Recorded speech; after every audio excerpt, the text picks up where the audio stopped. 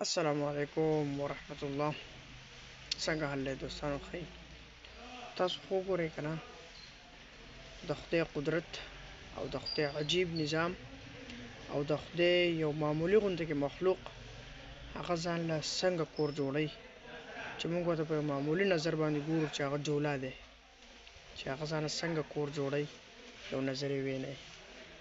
Şimdi Allah, dilimde Allah, zikrimde Allah, fikrimde Allah, aklımda Allah, aşkımda Allah, aslımda Allah, kanımda Allah. Hasbi Rabbi Cellallah, ma fi kalbi gayrullah, Nur Muhammed sallallahu, la ilahe illallah.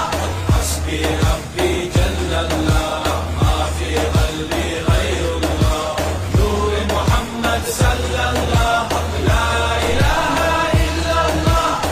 Bu benden bir davet, nefse ikamet, hem de tek çare Allah Allah.